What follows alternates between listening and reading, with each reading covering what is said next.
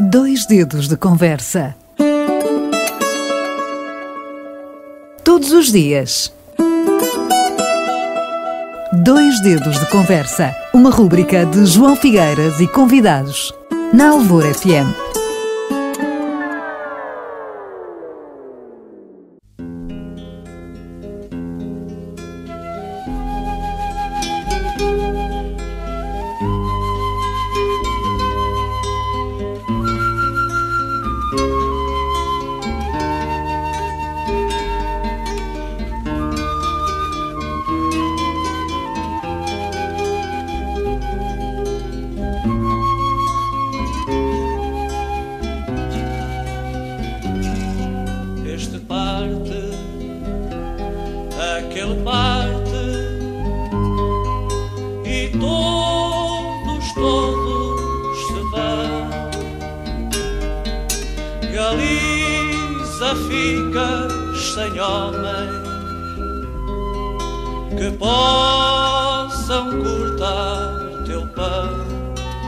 Hoje, em Dois Dedos de Conversa, temos em linha o professor João Anacleto. Bom dia, professor.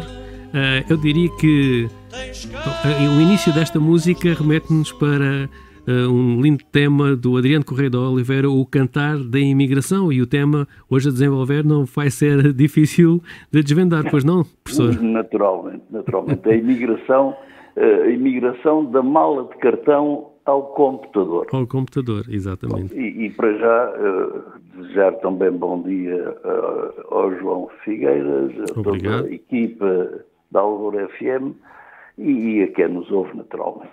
Ora bem, João, portanto, a imigração. Este poema que Adriano canta, Adriano Correia de Oliveira, com música de José Nisa, não é um poema de uma escritora galega, Rosalia de Castro.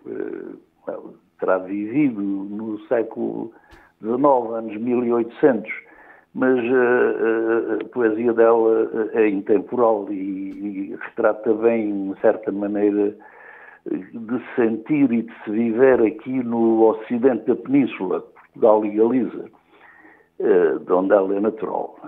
Ora bem, mas também há outras coisas. O João Ruiz de Castelo Branco, em longínquos tempos, um bocadinho mais afastados de nós, escrevia: partem tão tristes os tristes, tão tristes e tão saudosos, tão doentes da partida.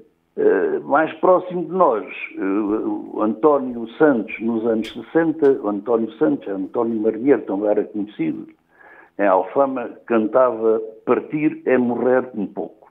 E Manuel Alegre é o poeta dos cinzentos anos 60, em obras como A Praça da Canção e a muito conhecida Trova do Vento que Passa, notícias do meu país, diz ele a certa altura, sempre envolvendo aqui nesta temática da imigração, a saudade, enfim, as raízes afastadas. Ora bem, esta atração exercida pelas novas terras que se procuram, é muito velha, desde tão velha quanto a humanidade, não é? Sempre houve a procura do desconhecido, o espírito de aventura e muito mais forçoso nessa mobilidade a necessidade e a sobrevivência.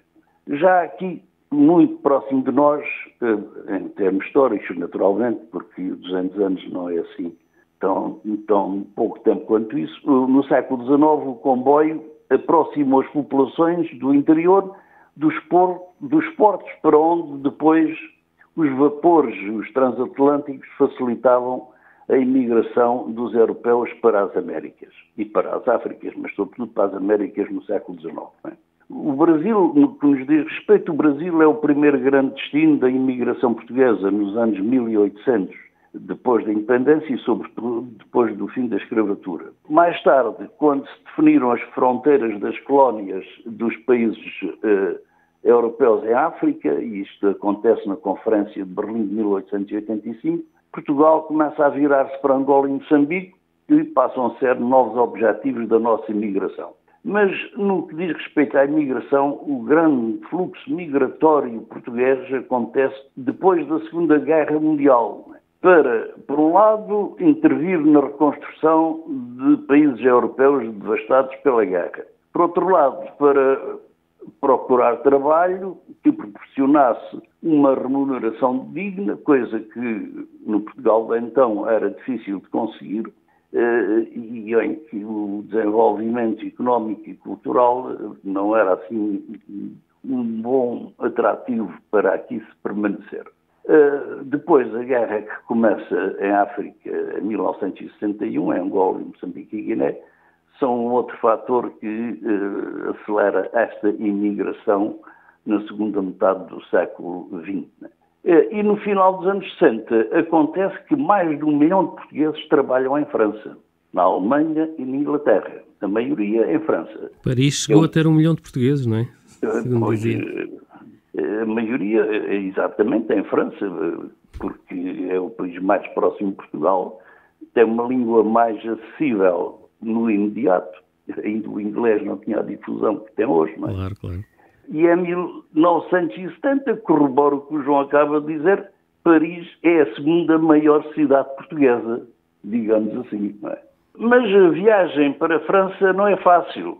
A imigração é reprimida e é na clandestinidade que é efetuada, pela calada da noite, que a fronteira com a Espanha é ultrapassada frequentemente com a ajuda de passadores profissionais. É chamada passagem em assalto.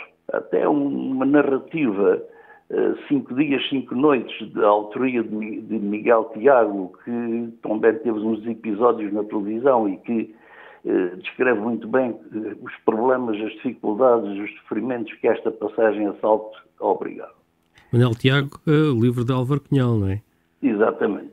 Eu, enquanto escritor, usava esse pseudónimo. Exato. Depois a travessia de Espanha e a passagem dos Pirineus até chegar a Paris, a Gare d'Austerlitz, que é o alcançar de um sonho que sofridamente foi tornado realidade. Mas depois é passar para outra realidade que também não é menos dura, não é?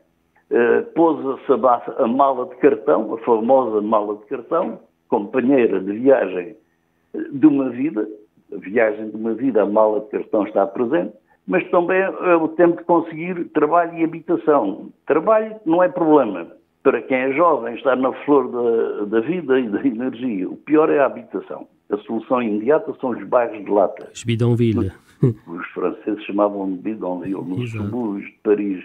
Cheguei a conhecer um em Champigny, Champigny-sur-Marne, se não me falha a memória, e tive a oportunidade de conhecer em 1968, que é uma coisa indescritível. Eram tugúricos com ocupantes à vez, em turnos, conforme os turnos do trabalho, assim, libertavam a casa para outros. Não é? A mesma casa, entre aspas, não era casa, não era. O trabalho que não, enfim, este trabalho não necessitava, em geral, de mão de obra qualificada, a construção civil, enfim, já nas fábricas de automóveis também não era assim muito qualificado, era um trabalho rotineiro.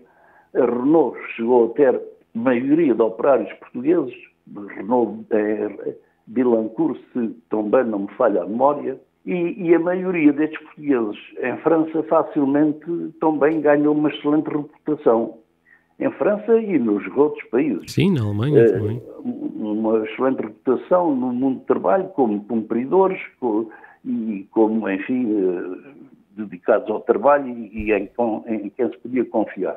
Não é? E rapidamente isto também ajudou a melhorar as condições de vida, a juntar as famílias também, que por seu turno também contribuíram para a economia familiar. Não é? E pronto, esta imigração dos anos 60 é um dedo da nossa conversa. Vamos agora ao outro dedo. Não é? O outro dedo, digamos que é uma imigração diferente, não é? Porque esta imigração massiva e recalcada, contrariada pelas autoridades, mas procurava na Europa o que o Portugal de então não poderia permitir, mas nos nossos tempos as coisas são um bocadinho diferentes, não é? Agora já não há imigração clandestina, nem há passagem de fronteira a assalto, não há mala de cartão também.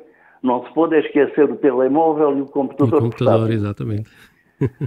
E também já agora o cartão bancário, não é?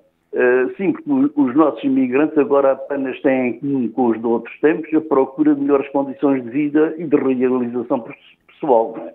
E hoje em dia assiste-se a uma mão de obra especializada, coisa que não acontecia outrora, não é? João, eu agora vou citar alguns números, poucos, mas estes números são recolhidos no Instituto Nacional de Estatística e na Pordata. Portanto, não são palpites, nem tenho a impressão que... portanto, vejamos então alguns números. Há 15 anos, a imigração anual andava por 17 mil pessoas. 17 mil pessoas. Nos anos mais recentes, o ano passado e há 2 anos, esse valor anda pelos 25 mil, tendo atingido o máximo nos anos de 2012, 2013 e 2014. O máximo foi mesmo em 2013, 53.800. Não espanta, na altura vivíamos uma crise, e até o primeiro-ministro de então aconselhou a saída do país e procurassem outros sítios em que não tivessem o conforto que tinham agora aos jovens que tivessem a ousadia de querer trabalhar, não é? Portanto, querem trabalhar, vão trabalhar para o estrangeiro, que aqui não há nada para ninguém. Outro número que também vem aqui a propósito e que não surpreende é que 63% dos imigrantes nestes 15 anos que eu aqui referi, os últimos 15 anos, esses 63% dos imigrantes, bastante mais, cerca de 2/3, né, têm idade entre os 20 e os 39 anos. O que significa que o nosso país fica privado de energias e capacidade de quase 16 mil cidadãos na fase mais, potencialmente mais produtiva a todos os níveis da sua vida. Ora bem, agora, há uma outra abordagem destes valores, ou de valores que eu vou acrescentar, que dá para uma certa preocupação. Em 2021, que é o último ano em que estes valores são conhecidos, são 48%, por outras palavras, quase metade, os imigrantes que têm um curso superior, que têm um diploma universitário. 48%. Isto é um bocadinho, quase diria, assustador, não é?